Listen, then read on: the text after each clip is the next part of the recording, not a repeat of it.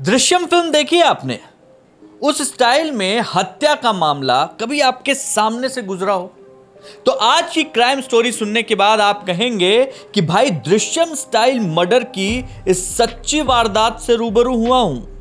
यह कहानी है विक्रम की, जो मूल रूप से बिहार के नवादा जिले का रहने वाला था। अपनी पत्नी सोनी देवी के साथ 2 बच्चों को लेकर गुरुग्राम के डुंडाहेड़ा गांव में किराए के मकान पर रहता था। एक कंपनी में ठेकेदारी करता था। सब कुछ बहुत बढ़िया चल रहा था। 26 जुलाई 2025 ये वो दिन था। सुबह जब वो ड्यूटी पर गया तो फिर कभी लौटा ही नहीं। उसका भतीजा था राकेश परेशान कि यार कंपनी में फोन करो, कुछ करो, ये शाम हो गई है, सुबह गया हुआ बंदा रात को 9 बजे तक नहीं आया। फोन किया तो पता चला कि भैया वो तो सुबह ही निकल चुका था। इस बात को 3 दिन बीत गए। 3 दिन बीत गए, विक्रम का कोई अता पता नहीं चला। परिवार वालों ने 28 जुलाई को 3 दिन बाद उद्योग विहार थाने में उसके गुमशुदगी की रिपोर्ट दर्ज कराई। परिवार वालों को विक्रम की पत्नी सोनी को और उसके हाव भाव से थोड़ी सी दिक्कत थी पहले भी। तो पुलिस ने जब पूछताछ की तो पुलिस ने पूछा कि भाई, उसके भतीजे से ही पूछा कि भाई आपको किसी पर शक है? तो भतीजे ने और परिवार वालों ने कहा कि हमें विक्रम की वाइफ पर शक है, भाभी पर शक है। कौन? सोनी। अब परिवार वालों ने पूछा, फिर पुलिस ने पड़ोसियों से पूछा। पड़ोसियों ने कहा कि सर क्या बताएं, समझ में नहीं आता है, लेकिन इसकी जो पत्नी है ना, इस पे थोड़ा सा मेरे को लगता है। अच्छा, पत्नी का भी हो गया। फिर उसके बाद ये हुआ कि कौन बाकी और कौन? तो कुछ दोस्तों ने बताया कि रविंदर का भी जो है नाम हो सकता है सर इसमें। पड़ोसियों ने कहा कि सर इसका एक बहुत जिगरी यार है रविंद्र से भी बात कीजिए सर, वो हमेशा इसके साथ रहता था, बहुत अच्छा दोस्त है, वो भी जो है नहीं दिखाई पड़ रहा है। और अभी जब इसके वो हुआ, मतलब जब ये सब हुआ तो उसी ने गुमशुदगी की रिपोर्ट सब दर्ज कराई सर, उससे भी बात कीजिए। पुलिस के सामने 2 नाम आए, सोनी और रविंद्र। अब रविंद्र और सोनी का नाम आने के बाद पुलिस ने पहले सोनी को बुलाया। उससे अपने स्टाइल में जब पूछताछ की तो सोनी ने कहा कि सर मुझे कुछ नहीं मालूम, मैं कुछ नहीं जानती, रविंद्र से पूछिए सर। और रविंद्र ने ना मेरे साथ ज़बरदस्ती की थी और मुझको जो है उसने कुछ आपत्तिजनक स्थिति में मेरी वीडियो बना ली थी और वो मुझे बहुत ब्लैकमेल कर रहा था, और उसी वजह से जो है मैं कभी उसके साथ में कभी कोई बातचीत नहीं करती हूँ, लेकिन वो हमेशा मुझको ब्लैकमेल करता रहता है। अब पुलिस के पास रविंद्र ही था जिसको हिरासत में लेकर सख्ती से पूछताछ करना बाकी था।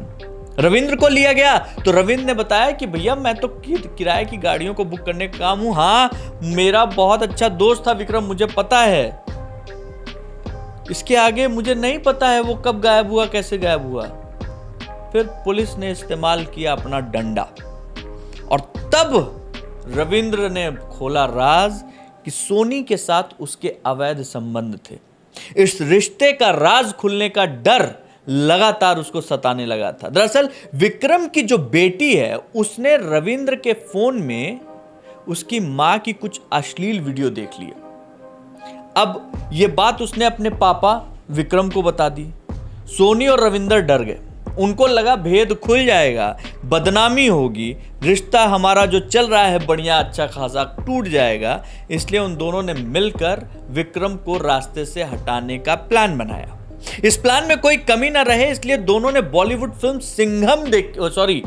दृश्यम देखी और दृश्यम देखकर क्राइम पेट्रोल के कुछ एपिसोड देखकर बार बार रिपीट करके उसी हिसाब से उन्होंने अपनी पूरी प्लानिंग की और कोई गलती ना रह सके, इसके लिए उन्होंने पूरा फुल प्रूफ प्लान तैयार किया था। 26 जुलाई को रविंद्र ने अपने 3 दोस्तों मनीष, फरियाद और एक दूसरा और दोस्त था उसके साथ मिलकर विक्रम को पहले धीरे से बातचीत करते हुए उठा लिया। चारों ने मिलकर थोड़ी बहुत जो है ड्रिंक करी। उसके बाद उसका गला रस्सी से दबा के उसको मार दिया। शव को गुरुग्राम के पास एक गांव है मोहम्मदपुर, वहां पे एक सोसाइटी है एविल सोसाइटी, उसके पास गड्ढे में दफना दिया।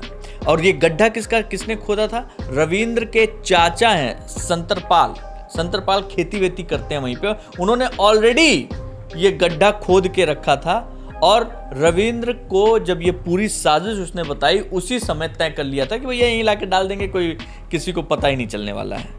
अब इस दौरान सोनी लगातार रविंद्र के संपर्क में थी और फोन पर हर कदम की जानकारी ले रही थी। पुलिस को गुमराह करने के लिए ही सोनी ने पहले विक्रम की गुमशुदगी की रिपोर्ट दर्ज कराई, फिर उसने रविंद्र पर रेप का झूठा आरोप लगाया और पुलिस को उलझाने की कोशिश की। लेकिन उसकी एक छोटी सी गलती इस पूरे साजिश का पर्दाफाश कर देती है। पुलिस ने रविंद्र की निशानदेही पर शव को वहां मोहम्मदपुर से बरामद कर लिया। जांच में पता चला कि सोनी ने रेप की कहानी जो गढ़ी थी सिर्फ पुलिस को भटकाने के लिए की थी। पुलिस ने रविंद्र के बाद मनीष और फरियाद को भी गिरफ्तार किया। ये दोनों उत्तर प्रदेश के मेरठ हस्तिनापुर है, वहां पे एक गांव है नारंग गांव, वहां के रहने वाले थे। और ये लोग अपनी रोजी रोटी चलाने के लिए, कोई रिपेयरिंग का काम करता था, कोई मोमोज बेचता था, लेकिन दोस्ती के लिए, दोस्त के कहने पर उन्होंने इतनी बड़ी साजिश में अपना पूरा योगदान दिया। पुलिस अब इस पूरे मामले में इन सब लोगों को गिरफ्तार करके आगे की कार्रवाई में जुट गई है। दोस्त ने ही अपने जिगरी दोस्त का घर बर्बाद कर दिया, अपना जीवन बर्बाद कर दिया, और तो और दोस्त की जान तक ले डाली। इन सब में विक्रम की बीवी भी शामिल थी। आप ही बताइए, आप अपनी पत्नी और दोस्त पर भरोसा करें ना करें, किस पर भरोसा करें? तो ये थी आज की ट्रू क्राइम स्टोरी। देश दुनिया की तमाम खबरों के लिए देखते रहिए न्यूज़ पथ। जय हिंद।